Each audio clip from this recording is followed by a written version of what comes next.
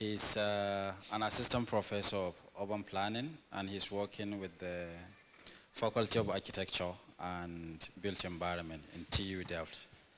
So we highly welcome you, and we look forward to hearing from you. And I hope we are going to take one or two things that will impact our lives as professionals and also as future academicians. Thank you so much for coming. You are highly welcome. Thanks a lot. Do we dim the lights? Do we dim the lights for the... Yeah.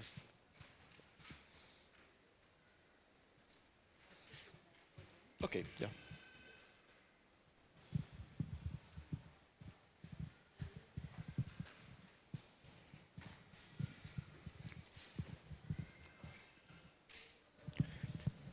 All right.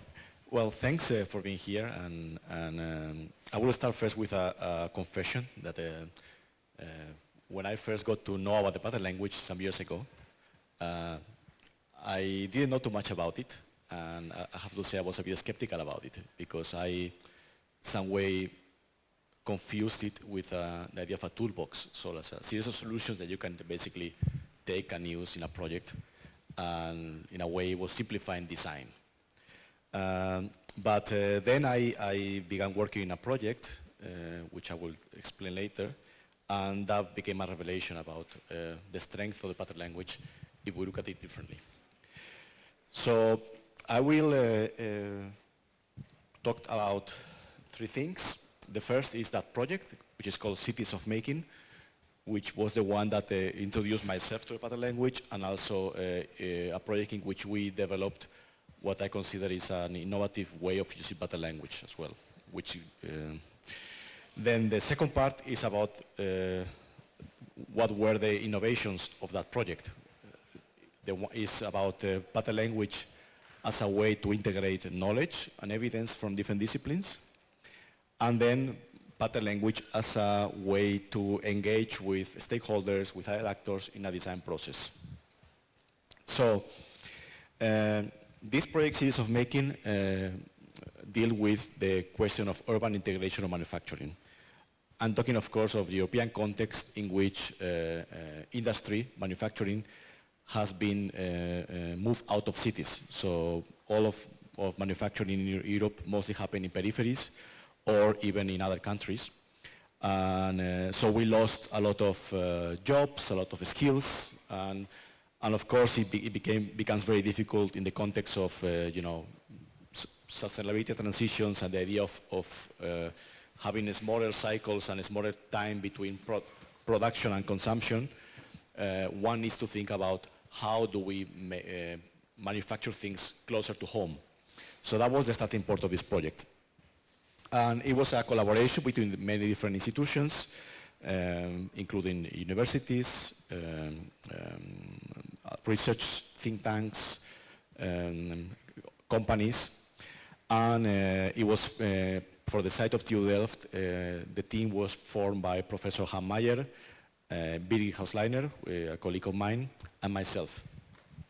So, as I was saying, you know, industry, especially after the Industrial Revolution, had a very negative connotation. The impact of industry in cities was very negative. It was about pollution, it was about crowding, overcrowding, about you know, logistics, and it was about mess in the city. And indeed, if you take this kind of image on the slide, you maybe have those images of like you know, the chimneys polluting and people living in basically very poor conditions, working in the factory long hours. And as a reaction to that, modernism in the 1930s and 40s, they developed what you know as functional zoning. So basically, let's separate functions to avoid conflict. So like housing happens here, industry happens there. And if you see the layout of that map, indeed, there is a very clear distinction about, you know, where things should be positioned in the city and avoiding all type of mix. Although that was the trend that was prevalent in most of the Western countries, and also then later exported to basically around the world. Still, there were some pockets of industry manufacturing in cities.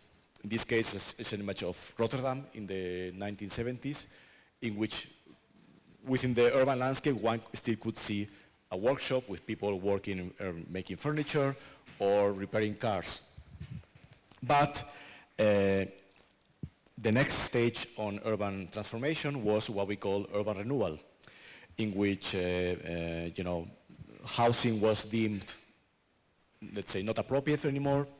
Maybe let's say one needed to attract more investment, bring new residents into the city, and former neighborhoods were erased and new housing was built. And as a result, all that diversity on the plinth, on the ground floor, in which one could have housing but also small shops, small makers doing things, will disappear, and one could see, like, if you go many of the neighborhoods in Rotterdam, if you go the side streets, they are quite monotonous. There is not so much activity going on. And then other bigger industrial areas, in the case of Rotterdam, also the port of Rotterdam, were also redeveloped and transformed into the service economy. And that was the last kind of stage into getting rid of everything that meant some sort of like a production or messiness in the city towards a new economy. Now we are in a moment of many transitions. So we have the challenge of climate change. We have ambitions for resilience, for circular economy. There is talks about the third industrial revolution, which is based on machines, sensors, technology, and even the next economy. And that means, of course, lots of possibilities in terms of activities and jobs that could come back to cities and support that ambitions, because that makes, let's say, production local, and the cycles of consumption and production as well become smaller. So our project had these values. So we didn't want to bring back to cities any industry. We wanted to have a very specific idea of what kind of industry we wanted to facilitate. And it was based on the idea of making industry that the city needs, basically provide services to people, and making that needs the city, basically making that can fit on local skills, local materials, local resources, and kind of have that interaction. And also that making that was compatible with the urban context, in the sense of that it acknowledged existing networks, people, policy, that it used circularity and technology, so it's clean, and therefore it doesn't have a huge impact on the environment, and that is integrated in the urban settings. So the team in Delft, we work on the central part, the urban integration. So let's say the more physical dimension of manufacturing. We follow different methods for this work, and I will go now into them, but they involve, for example, field work, analysis of time in the development in time of manufacturing locations, also big data analysis and design testing. So, for example, by doing this kind of analysis, one could have access to identifying type of spaces, what was the relation between accessibility, density, and the function, the urban function, and identify concepts as borders, as centrality. So, how industry is located in city depending to those dimensions, to how it's attached to certain urban edges, or when it needs some centrality because it needs clients, for example. So we can identify some conditions which are stable, that let's say that you can identify that certain type of activities always tend to locate in similar conditions, and others that are more dynamic, that are in between, that allow some change. And in this kind of sense, we kind of see like the importance of some of the old structures of the environment, infrastructures that in a way condition the way industry relates to the built environment. So in a very clear way, let's say, noisy manufacturing or manufacturing which is more active tends to collocate in edges linked to infrastructure, so that there is on the one hand a relationship so of mutual necessity, but also elements as noise and pollution get kind of counteracted because of the infrastructure. Also, we identify how in certain industries, due to technology, there is processes of upscaling and transformation of the built environment. And in general, we identify these typical locations that also have to do with different ways of seeing industry, which will have industries which are very local, very central, that need indeed movement and people next to them. One could have these long structures, long lines in the landscape, high streets, for example, in which is about movement, about having dependent on that kind of movement of people and flows as well of mobility, and the periphery, which is indeed about when one needs more space. And of course, that's a system that is connected and that connects issues such as skills, resources, and infrastructure. We also saw how there was a diversification of activities and locations through time, and how some structures of the urban form, like main streets again, and edges, organize the differences in functions. We did a classification of what we thought were the main trends in manufacturing in Europe to kind of organize our ideas about what kind of industry we wanted to facilitate, and then based on that also develop scenarios. So each one of these 4 quadrants requires a different spatial organization of work and a different place in the city. So one could see that in the way things are going with making, there is a gradient of companies that operate, let's say, from producing one single product to having a more diversification of functions, of services. So they provide the product, but also the marketing, and it becomes like a service that people can use, so it's like a higher level of manufacturing. And then you also have companies which, let's say, have their own technology and don't share it, and others that share some of the resources. For example, maybe you know a fab lab in which there is like a workshop with machines, and different companies can use the machines for manufacture. And nobody owns the machines. Basically, they are shared by everybody. So we look at different cases to understand indeed how, what kind of special conditions and situations were connected to those types of industries. So for example, in this case, we have an industry that will go in the no sharing and monofunctional making. So basically, they produce one thing, in this case, plants, and they don't share technology. But so still, they want to have, they have certain needs. They have to have like an attractive look in the space, or a public face that is attractive for clients. They need large space for production. They also need to have a possibility of growth, so if the business is successful, to be able to expand their premises. And they also need premises for employees who maybe have different skills. In this case, for people who work in IT, because all these companies are highly digitalized. So one needs to introduce not only the manual workers, but also give space for workers who maybe need a more kind of a conventional office space. In this case, we have another company, which is a small hybrid company, which they do design and manufacturing, and they recycle plastic to 3D print urban furniture. So, and they work in kind of a shared space. So again, they also need a public face. They need a place where clients can come, like a showroom kind of a space in which they can see their designs. So that means they prefer some centrality in the city. They don't want to be in the periphery. They want to be something more central because it's like a mix between a shop and a workshop.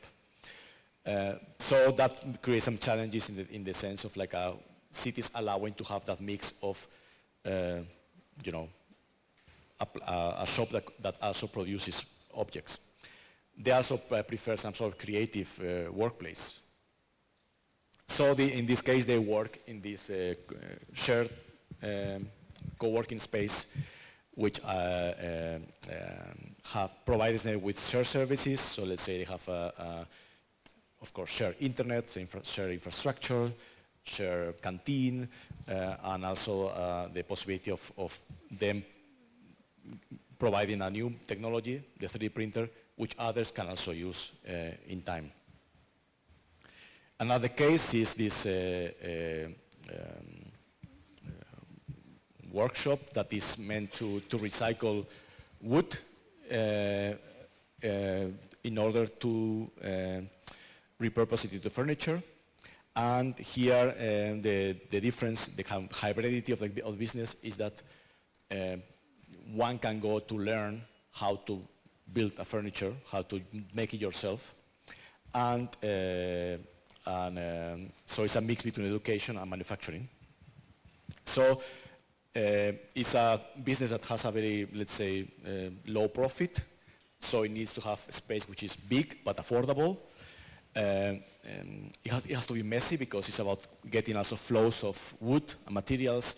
So zoning needs to allow for that kind of messiness. But also it has to be accessible to the community because in the end it's about learning. So a community around it has to be able to access and be close to that. We did, in collaboration with another institution, some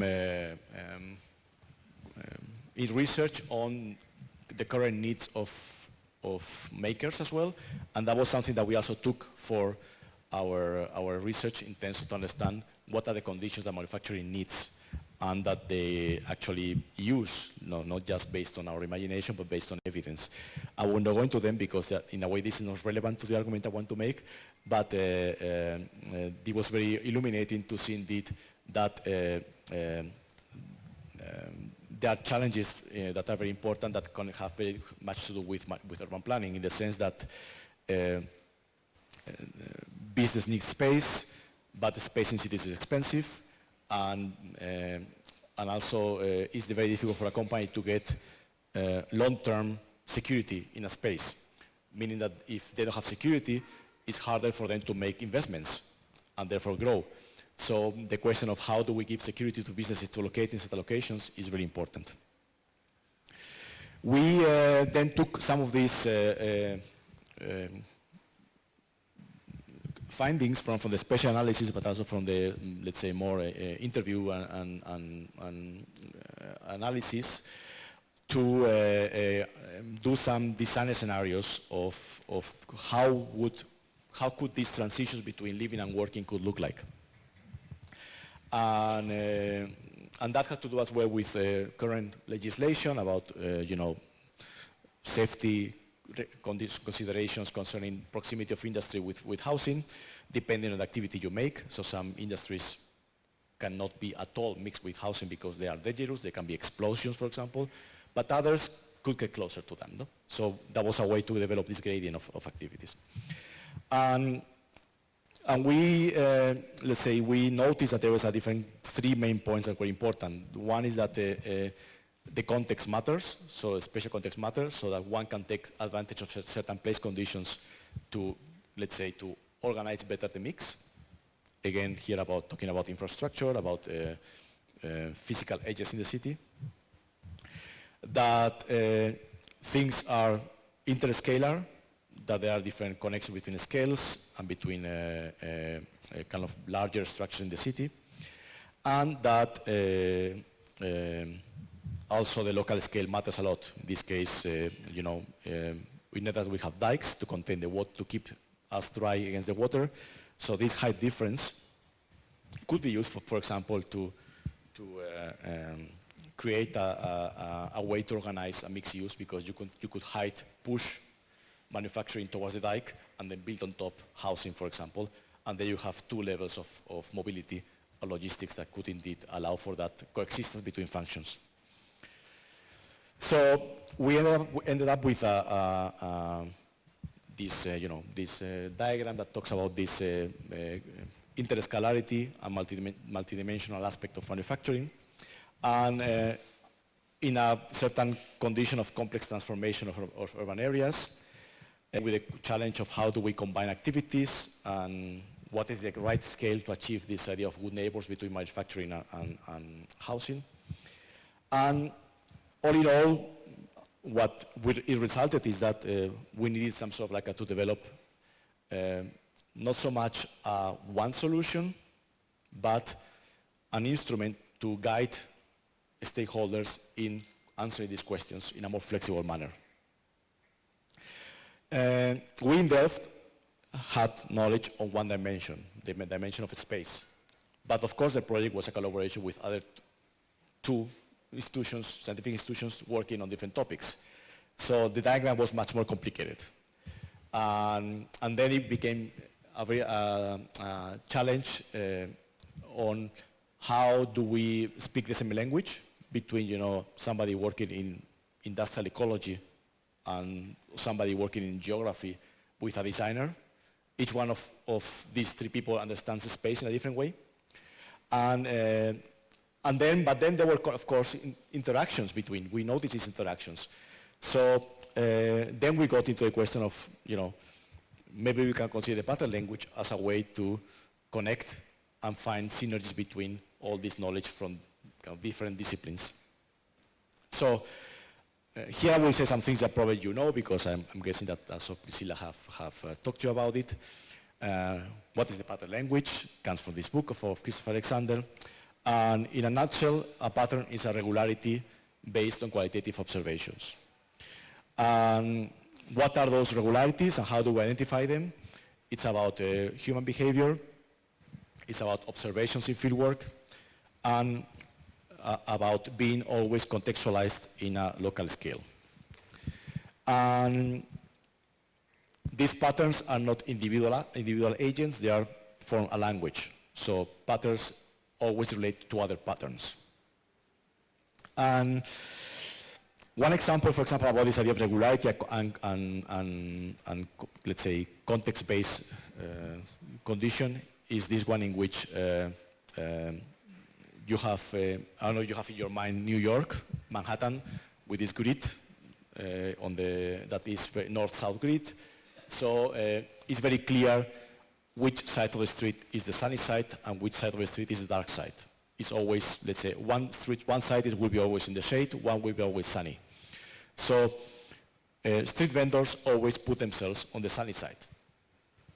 And that's a pattern, It's a condition that repeats through time and that responds to a problem.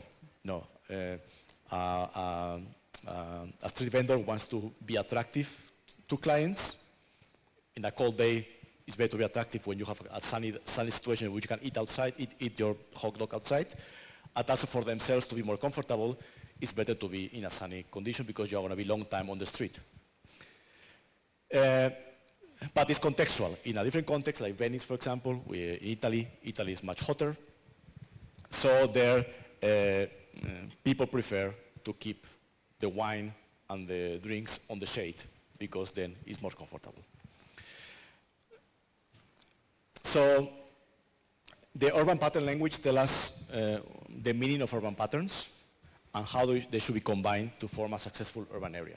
And that's what you see in this idea of the pattern field, that it's about combining them. They have relations with each other. And it's just that combination that allows us to imagine these new solutions for urban areas. And patterns can connect between each other in different ways. It's not always like a one way of relationality. So it could be that one pattern contains another pattern, so that it's nested on it. It could be that two patterns are complementary, so one needs the other to perform correctly. It could be that patterns solve different problems, but they kind of coexist in the same spatial condition. So there's some synergy, but at the same time they address different questions. It could be that two patterns solve the same problem in a different way. So it's about design alternatives. In this case, for example, the question of context. So in certain contexts, a solution could be one for the same problem, and in another context, a solution could be another. And patterns can also imply a different level of connection, so that, let's say, the question of preconditions, so that one pattern might be a precondition for another set of patterns to actually exist. And what is important is that in the end, looking at that kind of complicated, complex way of connecting patterns, that is not always the same kind of relationality, is that patterns in themselves are not strong solutions.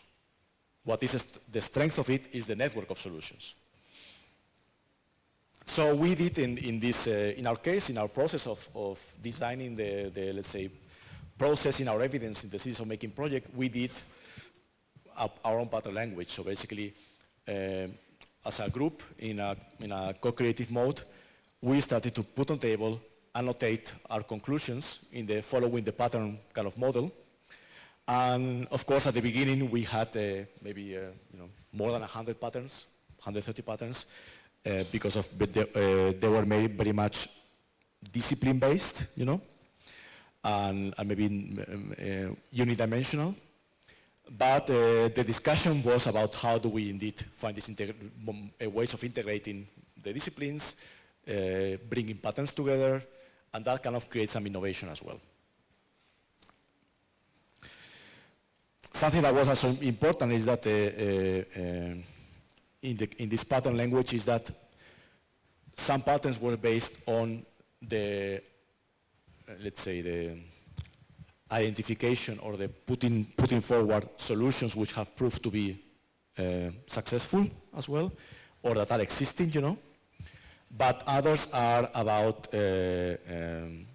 ambitions, they're about values, they're about things we want to achieve. I'm also based in evidence in the sense of when, this has worked in other contexts, therefore we can hypothesize it can work here as well. So there's a level of evidence collection, but also of projective character that it allowed to design eventually a solution. And this, again, this has to do with the patterns were organized according to the 3 dimensions, so according to how much although all 3 of them address the question of urban integration, circularity, and people and policy, of course, each one of them has one of these dimensions has more weight on them, so you can classify them according to them. And I guess you also know this approach of how do you define this pattern card when you have an image which can represent the pattern in a way that in a language that is, let's say, doesn't give you a very specific spatial solution. It's more like an inspiration or an explanation. It doesn't condition you to a certain form, for example. It's about relations on space, for example. There's a title which is appealing, catchy, easy to remember. There is a hypothesis, which is what the pattern does, and a connection with the other patterns. So which patterns are connected to each other.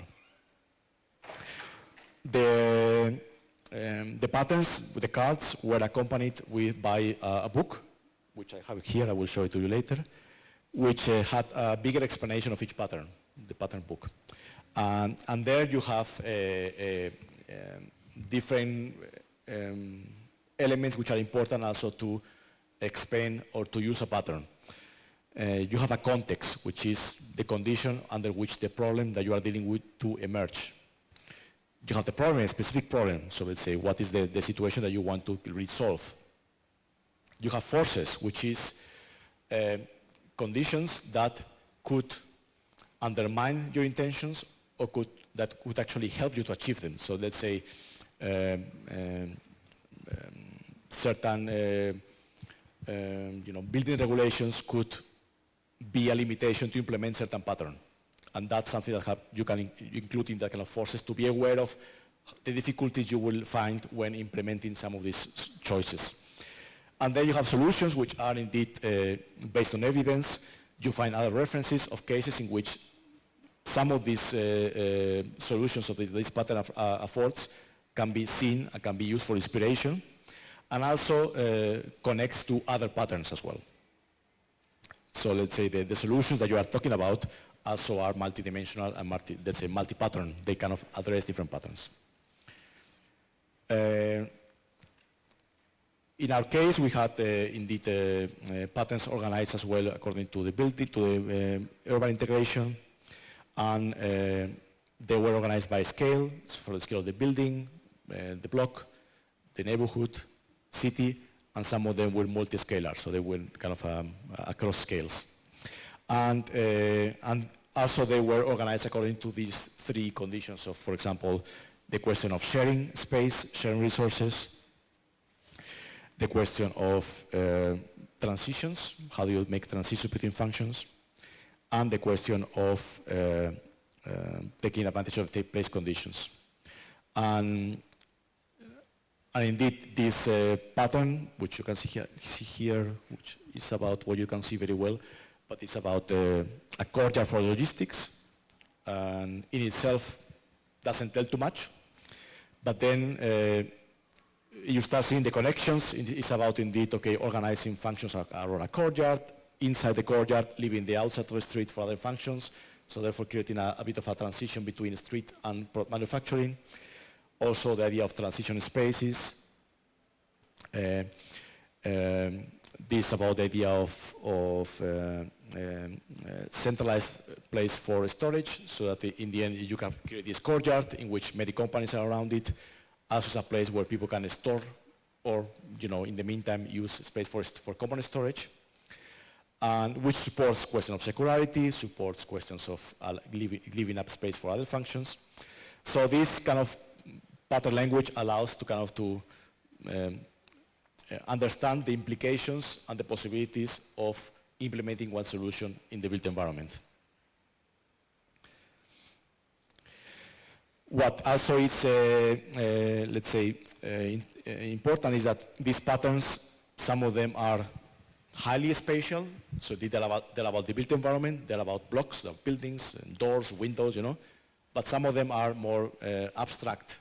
They are about policy situations, they are about, values.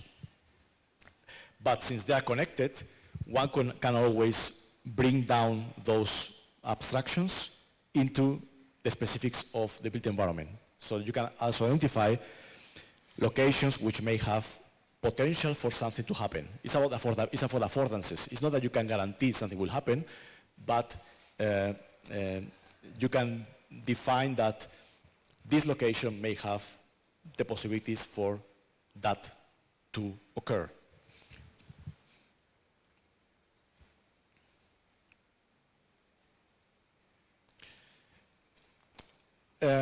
Based on the experience that we let's say, that we do in the pattern language,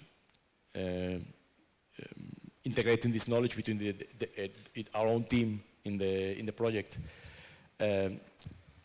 it was clear that the pattern language not just had a function of integration, but also the whole process itself was about mediation and co-creation. It was about getting, being creative together.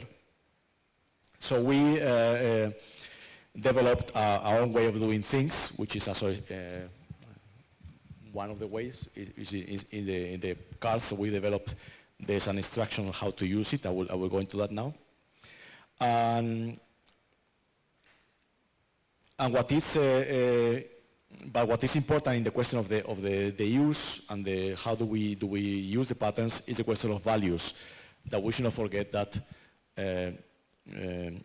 the patterns are not neutral. They have some values which are embedded in the patterns, and that are the ones that we want to also foster and promote in certain co-creation process. So that has to be also put forward from the beginning to your actors, stakeholders, that and set together what do you want to achieve with this? What are the values that guide this development?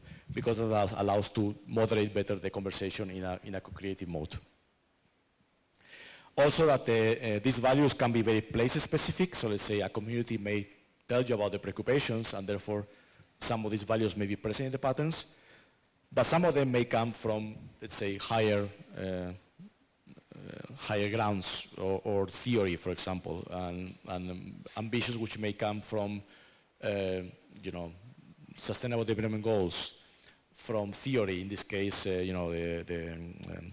put examples here, the just city, about justice, that you can infuse patterns with these theories, and also it's a way for you to select your final pattern field, a pattern collection, because some of them may be good solutions, but maybe are not contributing to achieving the value you want to get.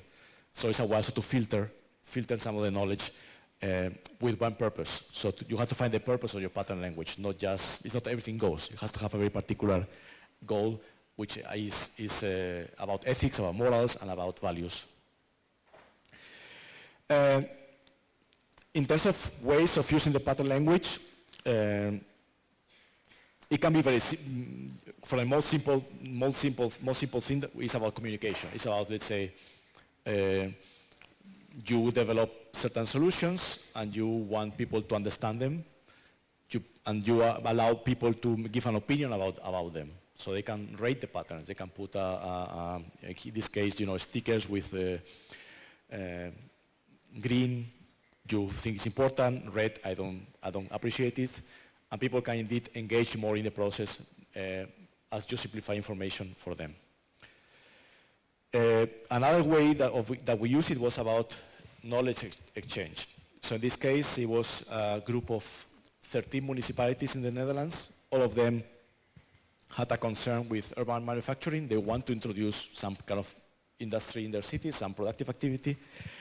And they want to know how from our position of us as urban designers, urban planners, how can we facilitate that in our work and support the ambitions, the economic ambitions of our cities. And so what we did is that they first tell us we are particularly interested in two conditions, in the peripheral industrial terrains and in making into all city centers.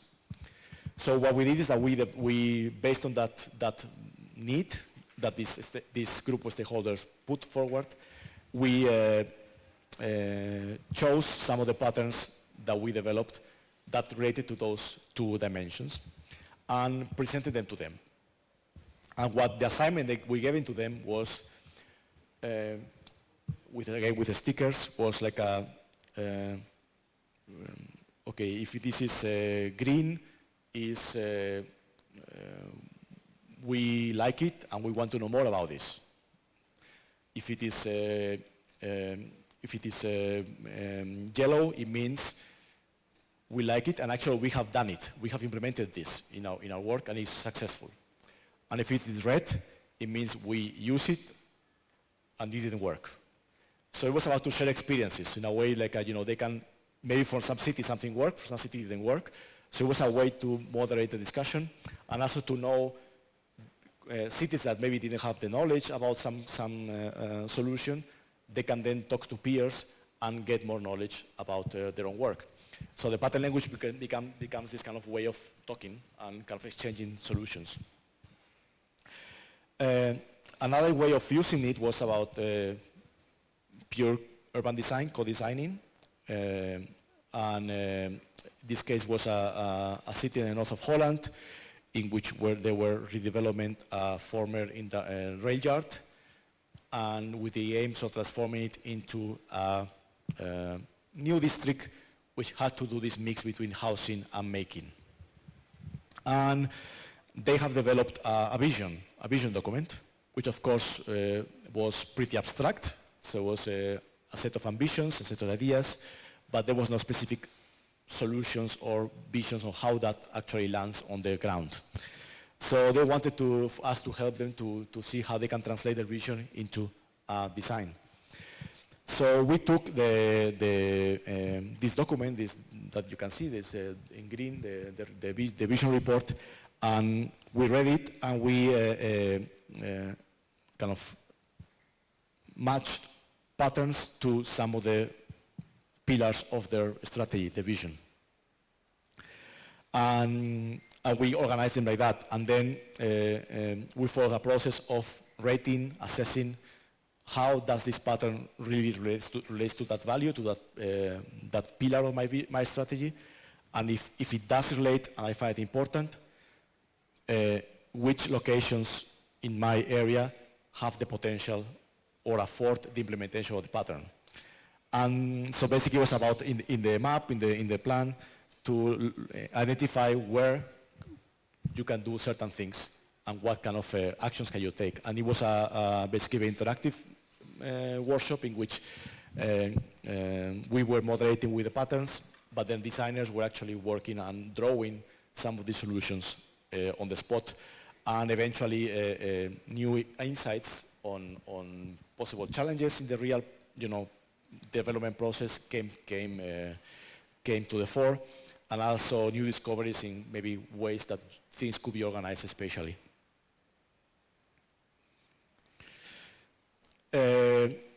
We also use this in a knowledge exchange between academics. So this was a workshop that we did with another research project, which was mainly about circularity, a circular economy. And this project dealt with the special networks of circular economy, but they remain as well very abstract. It was about, flows in space, but not so much about how does grounds on the city. So with our patterns, it was a way for them to get more awareness of the importance of physical space, of architectural space, in the achieving certain conditions for a successful circular economy. Another way of using the pattern language was in a community setting, was this about, together with a group of stakeholders, is to use the patterns to identify challenges and priorities. So you can have a project, in this case it was the future of a fab lab called Microfactory in Brussels. And patterns were organized according to priority, so that's what something we want to achieve. We really ambition this. And some others which were less important or more challenging. And it was a way to, let's say, if a company, in this case it was a company, wants to develop a plan for the future, a business plan for the future, the pattern language allowed them to understand, okay, where should we direct our investments, our efforts, our energy, and where we could maybe say what is within their domain and what is also shared with other stakeholders. So in this case, it was about what to do with the site. Is do we stay here? Do we go? Do we grow, or do we remain in a small scale? And they decided, for example, each one of these sub scenarios had a sense of, okay, like if we stay and remain alone, let's say we don't share, we don't form a community with other companies, what are the strengths, what are the weaknesses of that approach, the opportunities, and the threats, so the SWOT analysis. So the pattern language allowed to kind of organize also them into a SWOT analysis.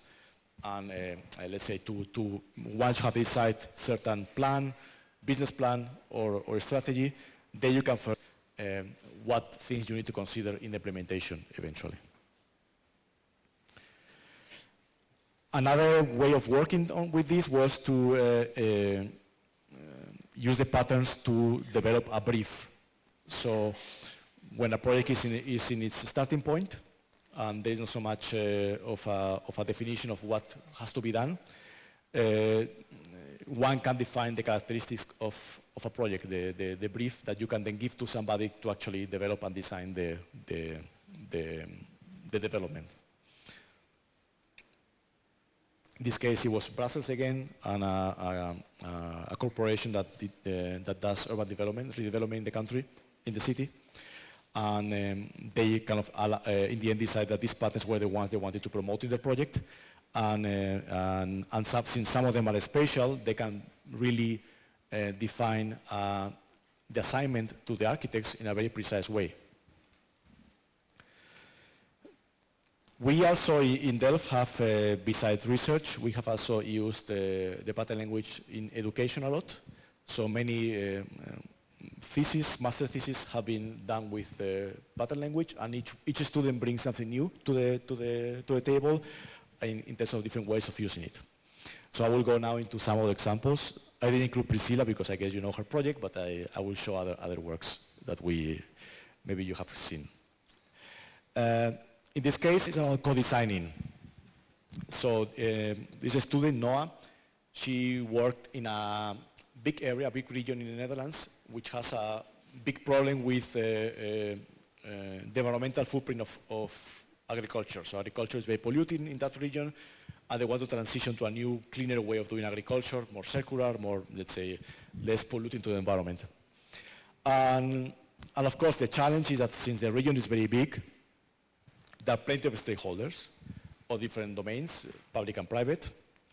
And each one of them have challenges, but also they have different interests on the project.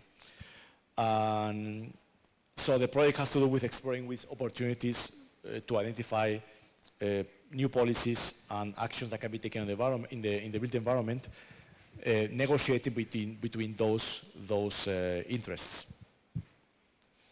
All to the end so Noah wanted to basically answer the question of how can you reconfigure the territory of this region. We did the cities of making, so triangulating different methodologies, theoretical and research review, mapping, and fieldwork. She developed a pattern language in which, again, space was central in the story. And the way she was working, of course, as a student, so she didn't have the chance to, let's say, engage the actual stakeholders in her project. So how can you test that in a classroom? How can you test your idea of co-creation with different people that belong to different sectors and different disciplines, with when you don't have access to them? So the way that she did it was by simulation.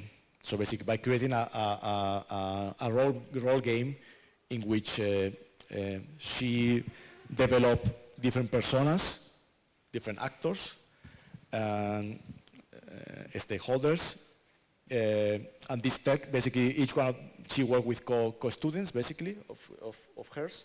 And she gave to her peers this document, which, it tells who are you, which are your motivations, your interests, what is your expertise, your knowledge, what do you want to achieve of this, what is your main ambition in this, engaging in this co-creation process. And so you could have, in this case, there was a researcher, the water authority, an entrepreneur, a farmer, a municipality, and a designer, a planner. And on top of that, kind of more text-based kind of understanding of the role, she also gave these actors, stakeholders, maps which show them how they see the territory from their perspective. So in this case, this is the information that the water management person should know about the place. So based on the expertise, based on the field expertise, she developed these maps which allow them to not just remain in the abstraction of the role of the discipline, but also to the knowledge of the territory, and therefore provide insights based on their expertise in a more precise manner. In this case, you can see questions of, in terms of challenges, the flood risks is something that you can bring to the table as a water expert. And in this case, the map allows to provide the evidence in a more precise manner and not just as an abstraction. So what they did is that the team started to prioritize certain patterns, which seemed to be more important, all from the roles, of course, and they could basically indicate whether they agreed or didn't agree with certain patterns, and then that allows them to rank in a collaborative manner the possible pattern collection they can use in the design. So here we see some examples of how the patterns then went down, let's say, used on the territory. So once they chose the prioritized patterns, the group found different themes. In this case, one was about the ecological level, the ecology of the place, and which ecological structures can be used to attach certain patterns and certain solutions. Another one looked at the social layer, so the use of space, how people use this territory, this landscape, and again, apply the patterns, identify certain structures that could be used for the transformation of the location. They get to this diagram in which the actual solution, the actual project was the development of a new bike corridor along which certain functions, certain milestones happen, and that gives a structure to the territory. And one can see that the implementation of the patterns has an impact in the way the built environment then transforms. Something that was also very interesting in the work of Noah was that she then assessed the use of the patterns. So basically she did a survey with the users, with the stakeholders, to understand how well did the process work as a way to learn for future implementation. And some of the conclusions which may be relevant for you as you move now into the soon, I understand you will move soon into working with the community or showing the patterns to the community, making even workshops with them. Maybe it's useful to see some of these things. The first one is that good preparation is essential. You have to prepare very well. And also you have to inform very well to the people involved in the workshop about what is expected from them in the workshop. So you have to be prepared, but they have to be prepared too. They have to know what they're coming to do. You also need to make a big effort in providing a good explanation and a good instruction to the users. Because you will speak to people who are not architects and who have never heard about the pattern language before. So you have to find a way to lower, let's say, the communication level to a way that is understandable. On the positive side is that the pattern language can, in some way, empower people. They can familiarize very quickly with knowledge they didn't know about. So that also is very good in that context. The more you, the bigger the effort you make in organizing the pattern field as well, is the most useful the pattern language becomes, because it allows others to translate in an easier way their goals into a design. Then one important conclusion which has to do with the preparation and with the understanding is that the role of the mediator. So somebody in the team who is working with a community has to really have the specific role of mediating and moderating the discussion. They have to basically be aware of everything, of the dynamics of the group, and control the process of co-design. What was also another insight which is very important is that since the patterns already provide some solutions, the emphasis can go into the creative mode of designing and finding these hybrid solutions. So it's not anymore about doing the research, about finding the solutions, but the solutions are there. It's about how do you put them together into a particular location, and therefore it's much more quick in finding new solutions. And then it shows as well a possibility of how flexible the pattern language is, in the sense of that it allow to see the flexibility in terms of like two groups can reach different solutions for a same location, both of them valid, but it's basically based on the values of the community that the solution will be different. But then some of the also suggestions that are important, again, when you develop a workshop, are about you have to be careful not to overwhelm the users with too many patterns.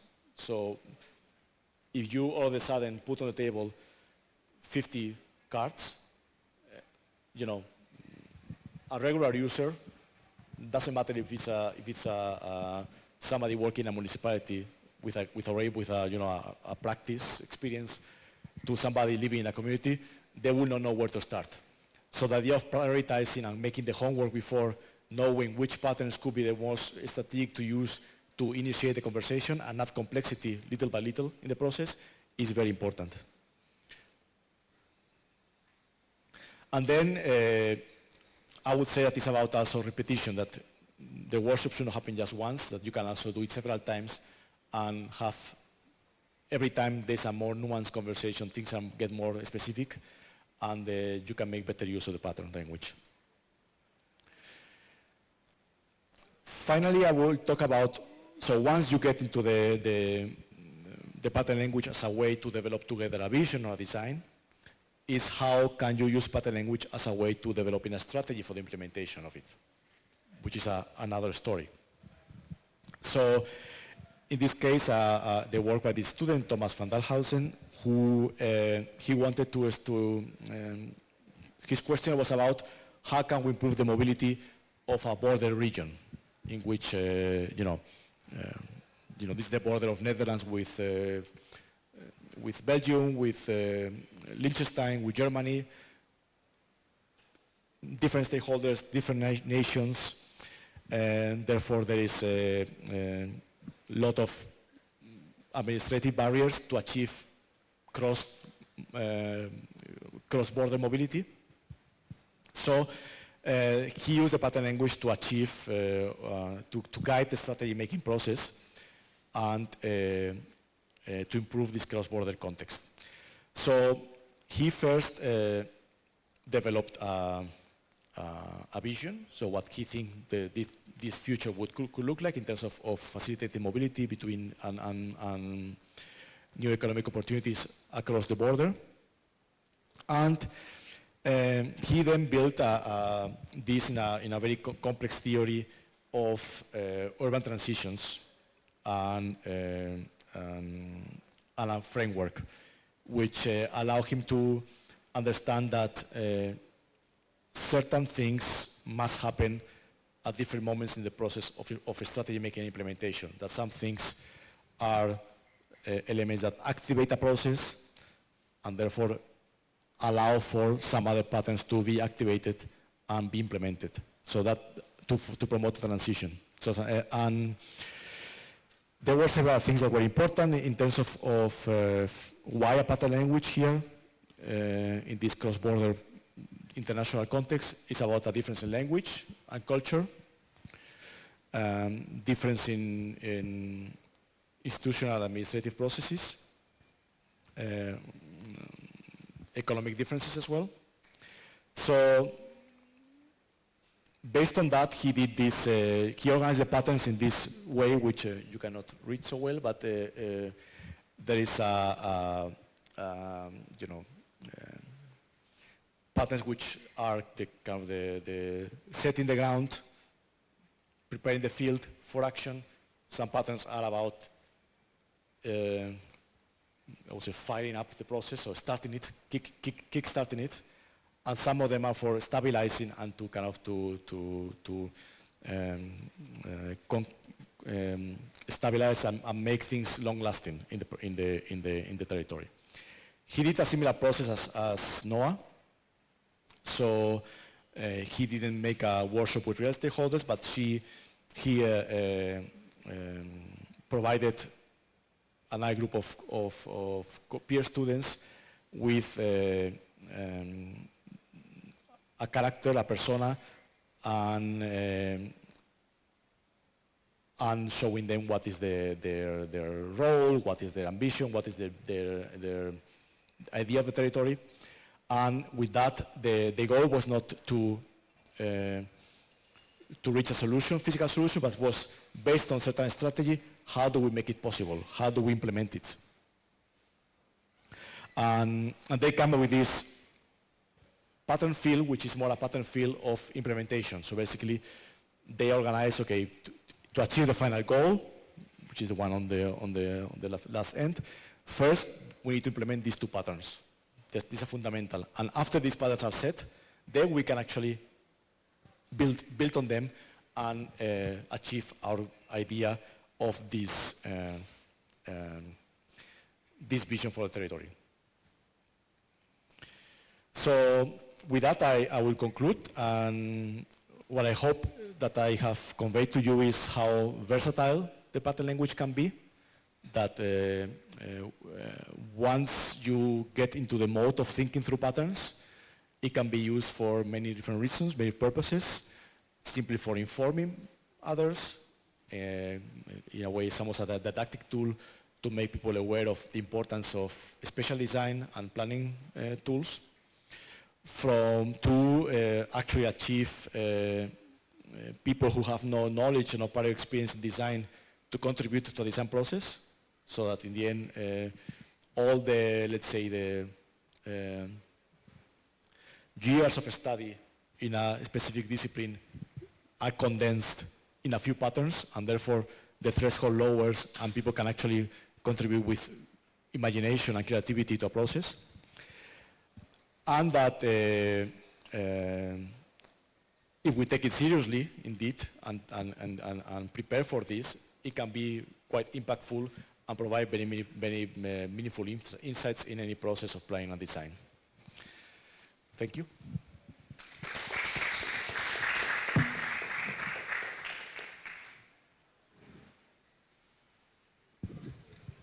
Yes. Thank you so much, Victor. Could we have another round of applause? So we shall take just a few questions, maybe 5, and then we shall get the tables in and then go to our groups, and then we shall do a critique per group. You're all invited to stay. For those doing the course, it's compulsory, but for those who are not, you can stay and also see how far people have taken their patterns. So we're taking 5 questions. Questions? We have Henry. Anybody else? Kato. Henry, Kato. Wow, your brains are running, eh? You're digesting the information. Okay, we shall have those 2, and if anybody else has one, we can have them. Henry?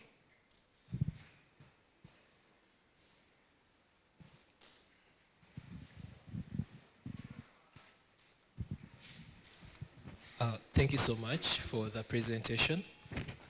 So I have a question.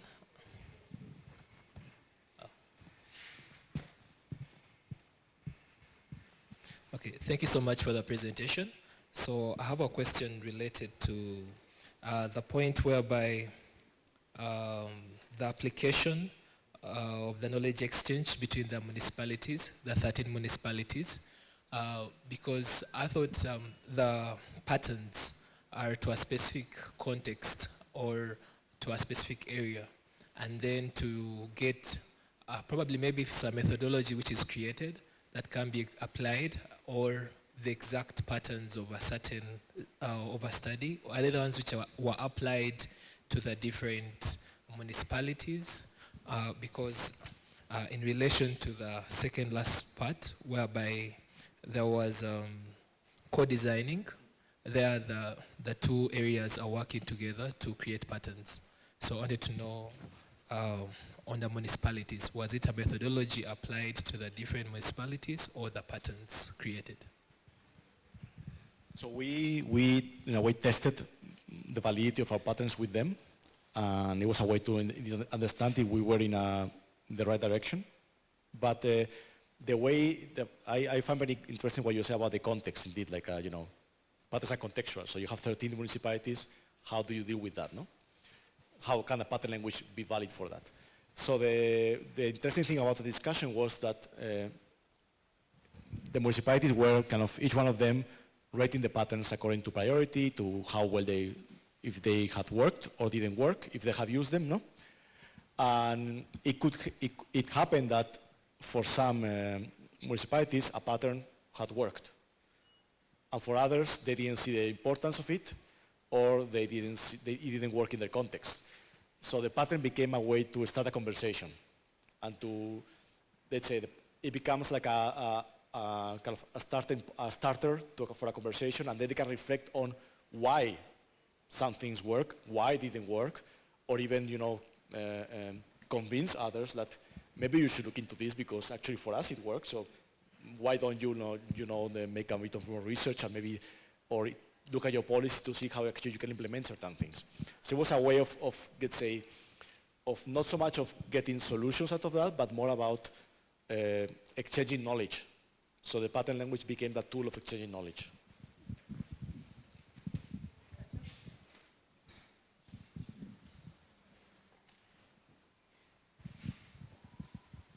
Yes, good afternoon to everyone. My name is Katoba Taringa Kenneth, and I'll begin with thanking you for the insightful lecture. I had one question in relation to the patterns. After grouping the patterns in terms of the patterns and themes, so, and we have observed the patterns. How do you translate the patterns and the solutions you've suggested into a project or a tangible physical experience? For example, the Rotterdam, is it Rotterdam? The project. I would like to know how you translated the solutions you got into a project, because after getting the groups and you're suggesting solutions, for me I have I think a problem translating the solutions into a tangible project. So that's my question. Yeah, that's a good point, because indeed, let's say the patterns should not tell you how to do the thing specifically. It's also part of the creative process. What the patterns do is that they provide you let's say, the evidence and the previous knowledge that you need to know, and therefore it saves you the time to actually do all that extra research. Let's say you take them as, okay, this is, somebody has done the research on this, I take it as a valid solution, so therefore I can focus on my efforts on how do we then make it the design. So let's say that's the point that it's important, and that's something also people who were involved in some of these workshops, designers, told us, is that you know, when we are facing a new assignment as a urban designer in a municipality, you know, your boss tells you, we have to design this new area, and it has to be, you know, based on circular economy. And you have no idea about circular economy. You have to become the expert. You can start long time studying, researching, commissioning research on the circular economy, and then all your energy goes there, and not in the actual assignment, which is designing the place, no? So the pattern language allows you to have that base knowledge already, and your efforts and energy can concentrate on the actual design. I didn't show too much of the I should have shown some examples of designs, but maybe the one that is one of the here, the one of the dike in Rotterdam.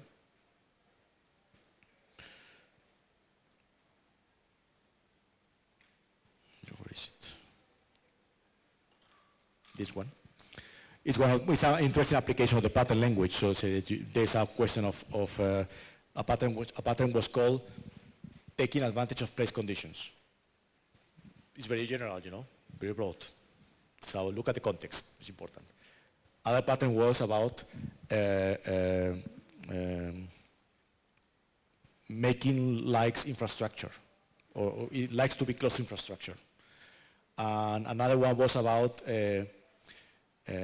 when you have a high street a high street, a main street for commercial, for shops on the front, there's always a back street in which logistics happen. No?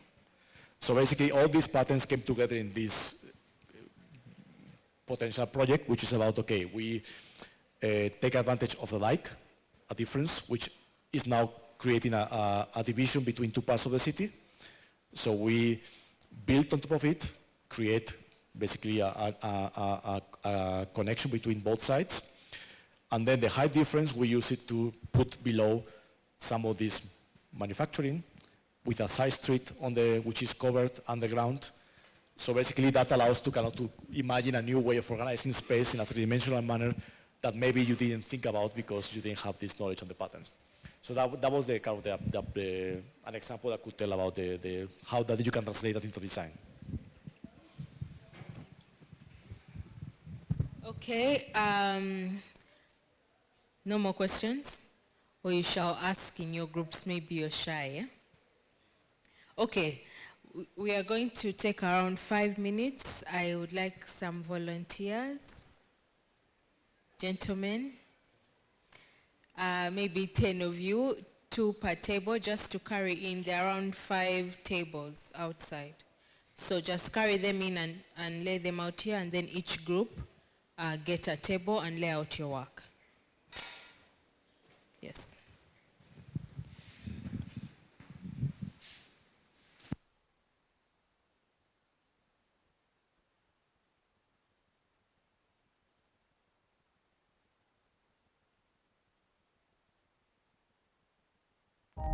It all started with a dream, founded on a bold vision of technology, with a goal to transform lives and to build leaders of tomorrow through education. To invent and reinvent, to discover new possibilities, to make new friends and learn to succeed together. To nurture our talents, harness opportunities, push boundaries and change the world together. We are not just a university. We are a formidable transformational force in higher education. We don't have students, we have allies. We are proud to be different, diverse, and distinctly more personal because we are better together. We are the International University of East Africa. It all started with a dream, founded on a bold vision of technology, with a goal to transform lives and to build leaders of tomorrow through education. To invent and reinvent, to discover new possibilities, to make new friends and learn to succeed together.